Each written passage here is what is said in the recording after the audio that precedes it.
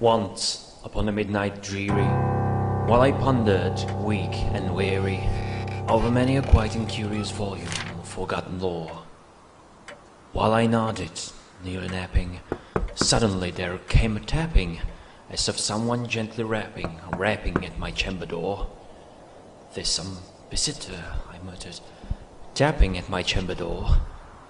Only this, and nothing more." Distinctly I remember, it was in the bleak December, and each separate dying ember wore its ghost upon the floor.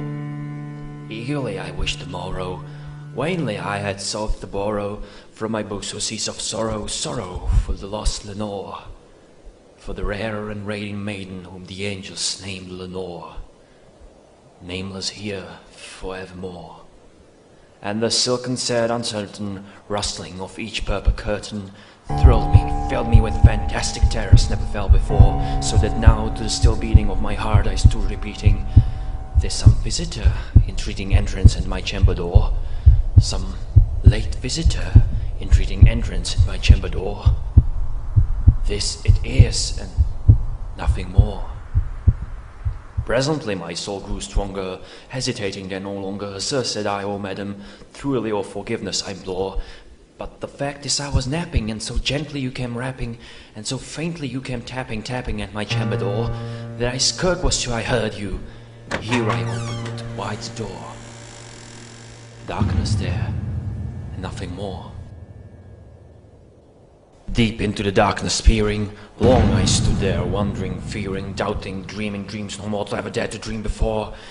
But the silence was unbroken, and the darkness gave no token, and the only word there spoken was the whispered word, "Lenore."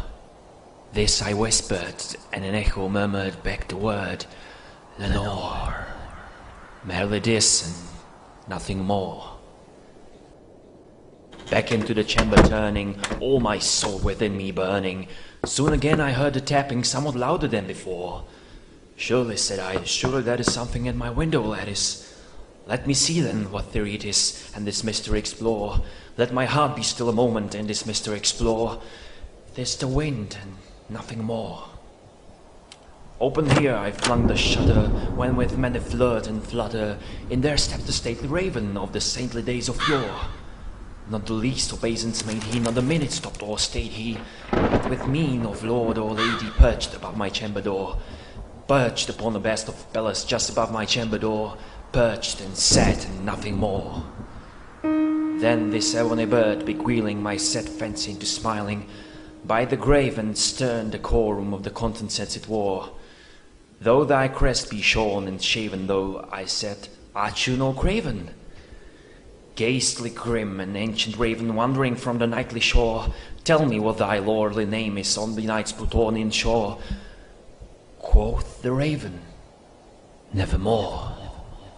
Much I marveled, this ungainly fowl, to hear discourse so plainly, though its answers little meaning, little relevancy bore.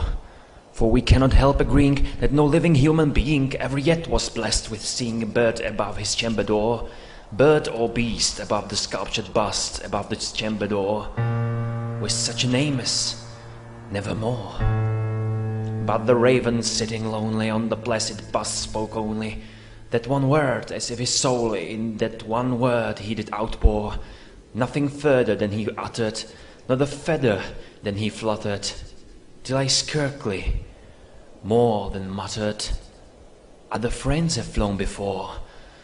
On the morrow he will leave me as my hopes have flown before." Then the bird said, "Nevermore." Startled at the stillness broken by reply so aptly spoken, "Doubtless," said I, "what it utters, is it only stock and store, caught from some unhappy master, from unmerciful disaster, follow fast and follow faster till his songs one burden bore, till the dirges of his hope and that melancholy burden bore, of nevermore." But the raven still beguiling all my sad soul into smiling, straight I wheeled a cushioned seat in front of a bird and bust and door. Then upon a velvet sinking, I betook myself to linking fancy unto fancy, thinking what this ominous bird of yore, what this grim, ungainly, ghastly gaunt and ominous bird of yore meant in croaking, nevermore. This I sat engaged in guessing, but no syllable expressing to the fowl whose fiery eyes now burn into my bosom's score. This and more I sat diving with my head at ease, reclining on the cushion's velvet lining that the lamplight glowed o'er, but whose velvet violet lining with the lamplight glow o'er shall she press, oh, nevermore. Then methought the air grew denser, perfume from an unseen censer, swung by seraphim with footfalls tinkled on the tufted floor. Wretch, I cried, thy God hath lent thee, by these angels he has sent thee, respite, and nepenthe thee from thy memories of Lenore. Quaff this kind append thee, and forget this lost Lenore. Quoth the raven, nevermore.